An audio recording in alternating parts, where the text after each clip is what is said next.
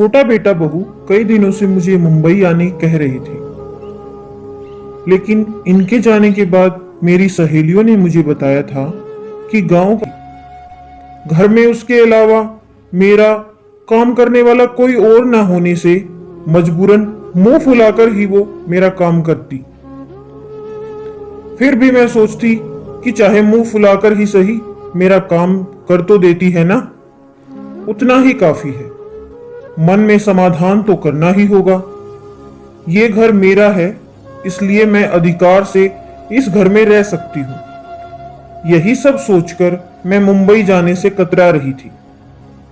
पिछले कुछ दिनों से छोटे बेटा बहू कुछ ज्यादा ही फोर्स कर रही थी, इसलिए मैं उनके साथ मुंबई आ गई। घर में आने के बाद जब मैं बाथरूम गई तो बाथरूम में वेस्टर्न स्टाइल की लेटरिंग सीट देखकर मुझे आश्चर्य हुआ, क्योंकि जब फ्लैट बन रहा था तब मैंने ही जिद करके इंडियन स्टाइल की लेटरिंग सीट लगवाई थी। तब मुझे वेस्टर्न पैटर्न बिल्कुल नहीं सुहाता था, लेकिन अब घुटनों के ऑपरेशन के बाद छोटी बहू ने मेरी सुविधा का इतना ख्याल रखा, यह देखकर सुखद एहसास हुआ। दूसरे दिन शाम की चाय के बाद सब लोग हॉल में बैठे थे तो शालू छोटी बहू ने कहा, मम्मी जी चलिए हम सब मॉल में घूमने चलते हैं, आप तैयार हो जाइए।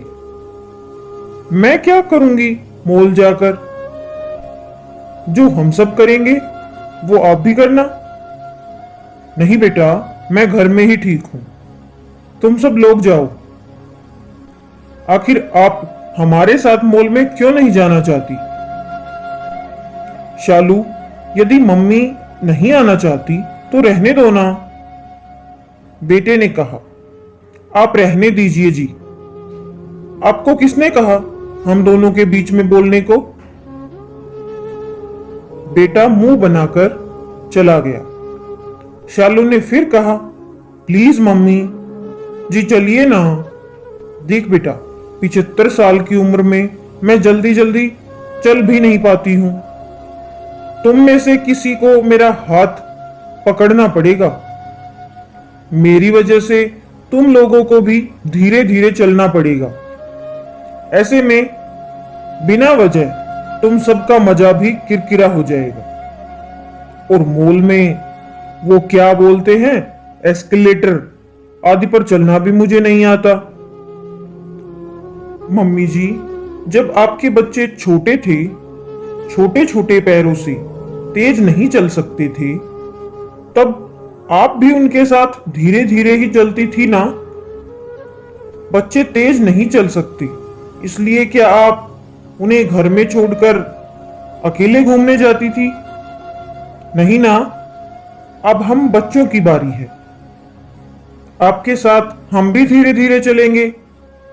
आखिरकार घर में बैठे बैठे आप भी तो बोर हो जाती होंगी। रहा सवाल एक्सकेलेटर का, तो मैं हूं ना, आप बस तैयार हो जाइए। मुझे अभी बहुत काम करने हैं, अब ज्यादा खुशामद करने मत लगाइए। इतना कहकर शालू जल्दी जल्दी किचन में चली गई। बेटे ने कहा, सॉरी मम्मी, आप बुरा मत मानिए। क्या करूं, शालू स्वभाव में थोड़ी तेज ही है। आजकल तो उसकी जुबान कुछ ज्यादा ही कड़वी हो गई है। बहू की प्यार भरी डांट से मेरी आंखें भीग गई। मैंने कहा, बेटा मीठे बोलने वाले तो बहुत देखे हैं, लेकिन शालू के तेज स्वभाव में भी एक अपनापन है। मैं सालों से इसी अपनेपन के लिए तरस रही थी। जाकर तू भी तैयार हो जा, नहीं तो तुझे भी डांट खानी पड़ेगी। मॉल में जाने पर मैंने देखा कि ग्राउंड फ्लोर पर तो ज्यादा कुछ है ही नहीं, ऊपर ही जाना पड़ेगा। बहुरानी जिद करके मुझे मॉल में ले तो आई, लेकिन अब मैं एस्केलेटर से ऊपर कैसे जाऊंगी? सब मुझे देखकर हंसेंगे। ये सब सोच सोचकर मैं परेशान हो रही थी। इतने में शालू बोली, मम्मी जी, हम यहां 5 मिनट एस्केलेटर के पास खड़े रहते हैं।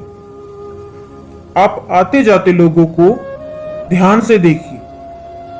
वे कैसे पहली सीढ़ी पर पैर रखते हैं, कैसे बिंदास होकर एस्केलेटर पर चलते हैं, जैसे कि घर की सीढ़ियां चढ़ रहे हों। सब अच्छे से देखिए ताकि आपकी घबराहट कम हो। मैं आने जाने वालों को अच्छे से देखने लगी। मुझे किसी के भी चेहरे पर थोड़ा सा भी डर नहीं दिखा। ये सब देखकर मेरा डर भी कुछ कम हुआ। शालू ने कहा, मैं आपका हाथ पकड़कर रखूंगी। आप बिल्कुल ना घबराते हुए मेरा हाथ पकड़कर रखिए। चलिए, क्या अब आप एस्केलेटर पर चलने के लिए तैयार हैं? हाँ, ठीक है। ऐसा कहकर मैंने शालू का हाथ कसकर पकड़ लिया। उस वक्त मुझे ऐसा लगा जैसे मैं एक छोटी बच्ची हूं और वो मेरी मां, जो अपने बच्चे का हाथ पकड़कर उसे एस्केलेटर पर चलना सिखा रही हो।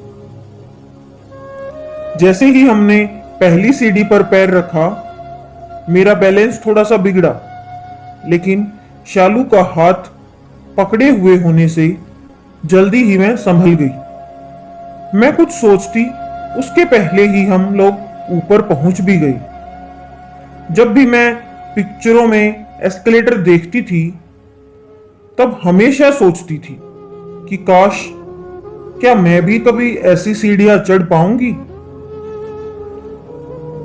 मुझ गुड़िया को कौन ले जाएगा मॉल आदि में? मेरे साथ धीरे धीरे कौन चलेगा आदि। आज मेरी तेज तर्रार बहू ने मेरा सपना पूरा कर दिया। मैं मन ही मन ईश्वर से प्रार्थना करने लगी कि भगवान, काश ऐसी बहू ईश्वर सबको दे।